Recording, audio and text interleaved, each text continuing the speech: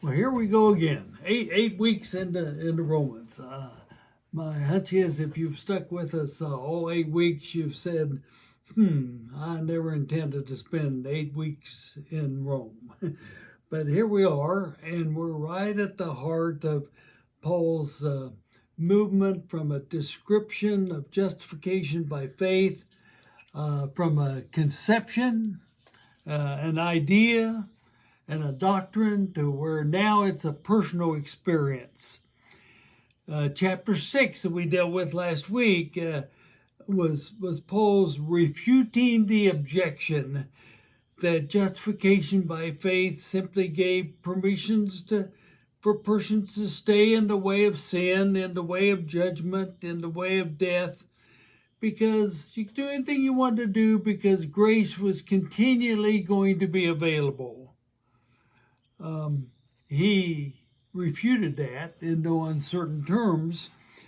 But then chapter 7 is Paul's own confession that justification by faith doesn't end the struggle that we have in life. As followers of love, as practitioners of grace, an inner struggle continues. For indeed, in Paul and for any of us, the life of the faithful is agony and ecstasy, both.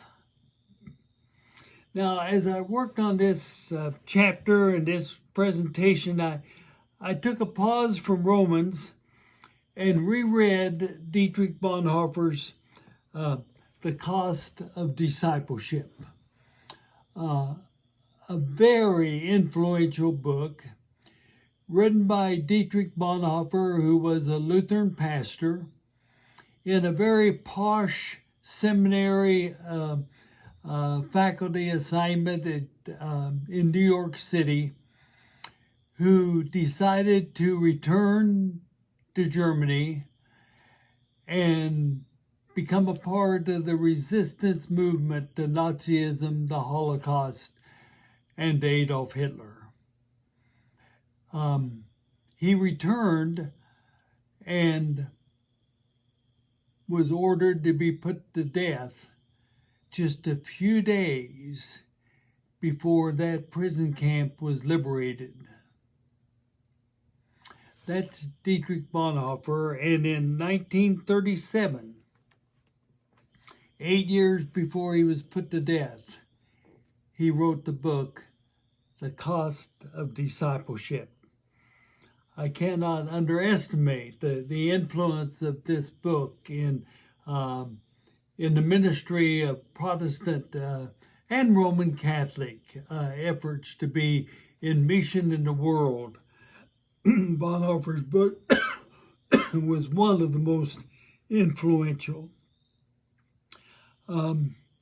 He begins the book by describing the difference between cheap grace and costly grace. That's the reason why I reread it this week, because that was the struggle of Paul between those who interpreted grace to be cheap. You just go on doing what you wanted to do because grace was always available. That's cheap grace. But costly grace is the way of discipleship and the way of love. Listen to the words of Dietrich Bonhoeffer. These are all quotations. Cheap grace is the deadly enemy of the church. We are fighting for costly grace. Cheap grace means grace as a doctrine, as a principle, a system.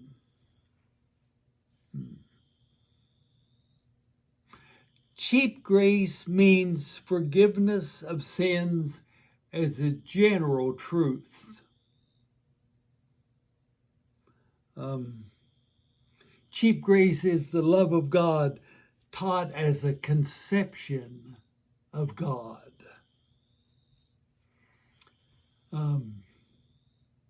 Justification by faith means the justification of the sinner. Cheap grace means justification of sin without justification of the sinner. Indeed, as Paul refuted the idea of cheap grace, so does Bonhoeffer. Let me continue with Bonhoeffer. He says, costly grace is costly because it calls us to follow Jesus Christ. He said, grace interpreted as a principle is in the last resort just a new law. He says, we Lutherans, because he was a Lutheran pastor, and remember the Holocaust, the Lutheran Church was strangely silent in response to the rise of Nazism and the Holocaust and Hitler. So he says, we Lutherans, but today it is probably more apropos to paraphrase it and say we Christians, but he said, we Lutherans have gathered like vultures around the carcass of cheap grace. We have drunk the poison which has killed the life of following Jesus. Pretty straightforward language. You see, Bonhoeffer, he really believed that the life of grace, the life of love is costly. Now, it finally cost his own life. That's the ultimate. But you know, it's costly in some other ways. Sometimes it costs us our reputation. Sometimes it costs us our popularity. Sometimes it costs us financial resources. Sometimes it costs us participation in cultural practices like institutional racism. Sometimes it costs us giving up our priorities for the priorities of love. Indeed, sometimes it costs us our schedule and our commitment to be interrupted by the call of love. You see, that's the inner struggle. Will I go the route of cheap grace, saying, I can go ahead and do whatever I want to do because grace is always available, or costly grace, where it costs something to love in grace? The dilemma for Bonhoeffer, the dilemma for Paul, the dilemma for all of us. And we've listened to Bonhoeffer. Now let's listen to Paul. In chapter 7, verse 4, likewise, my brethren, you have died to the law through the body of Christ, so that you may belong to another, to him who has been raised from the dead, in order that we may bear fruit for God. Fruit is costly grace.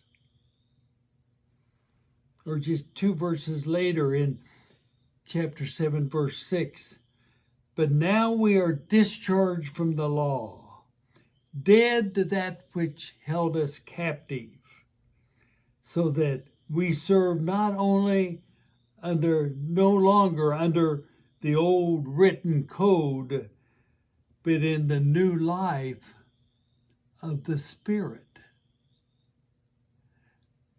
Costly grace is new life in the Spirit of Christ.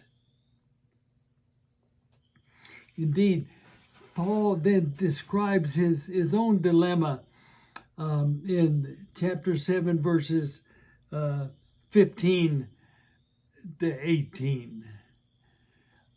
I do not understand my own actions, for I do not do what I want, but I do the very thing I hate.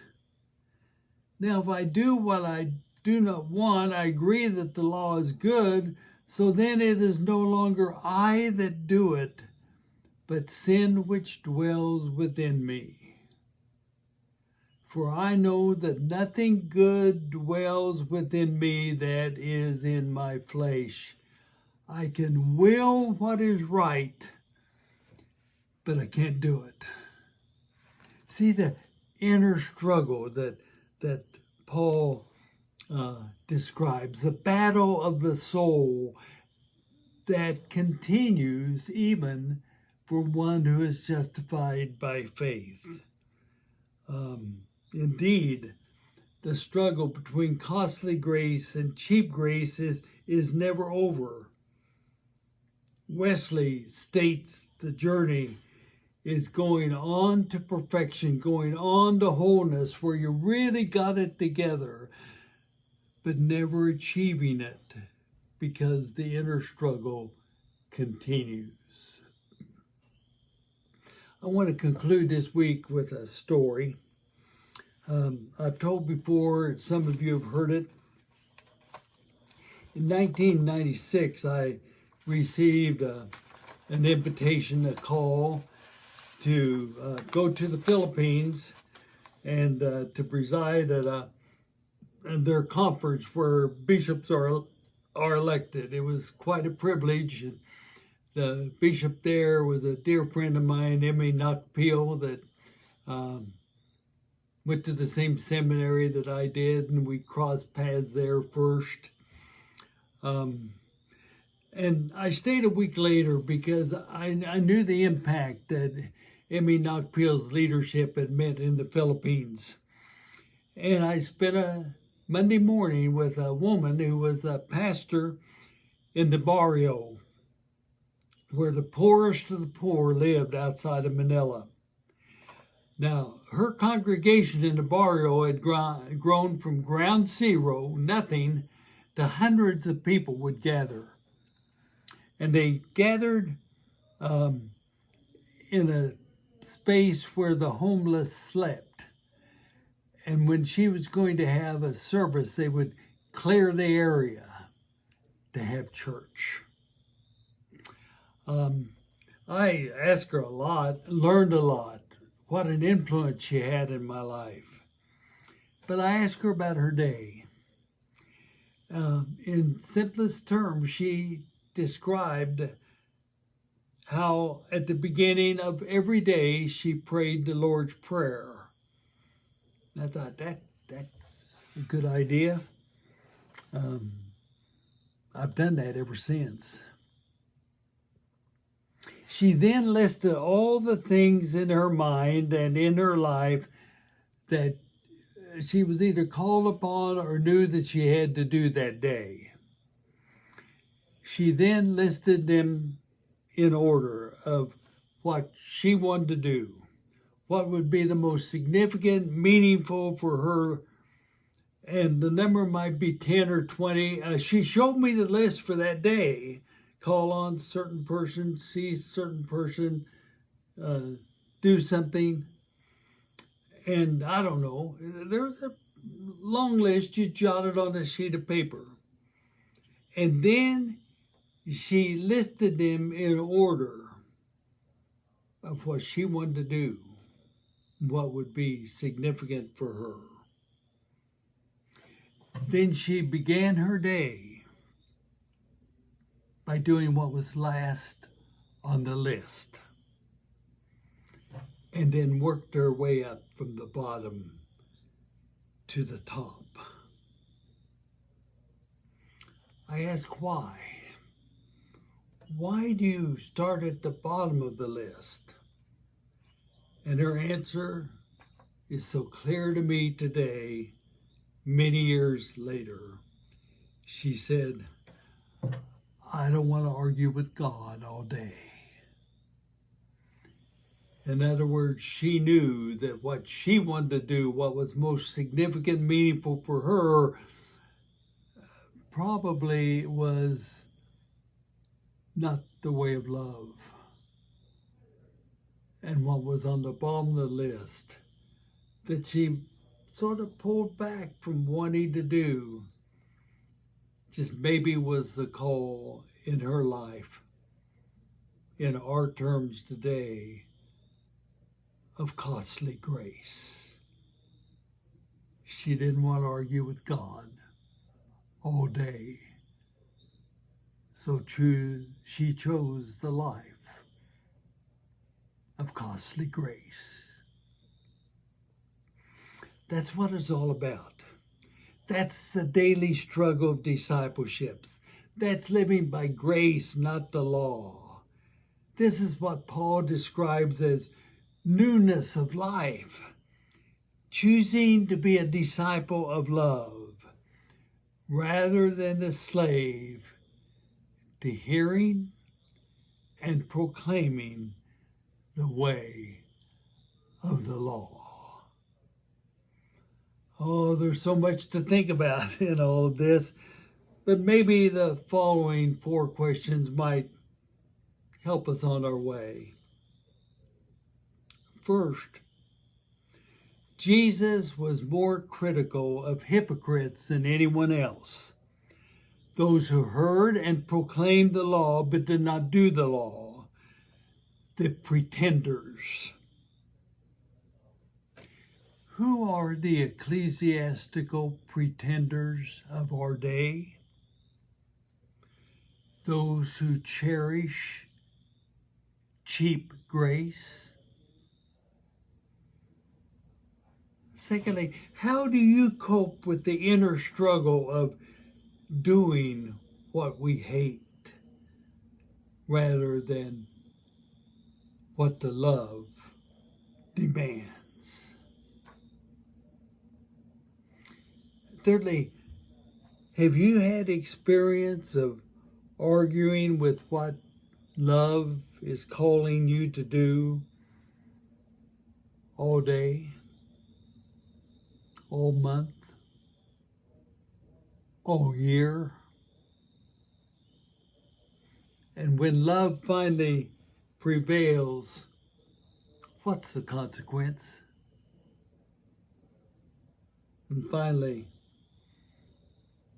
what in your experiences, what are your experiences of costly grace? Enjoy the journey. We'll talk about it on Sunday. Thank you.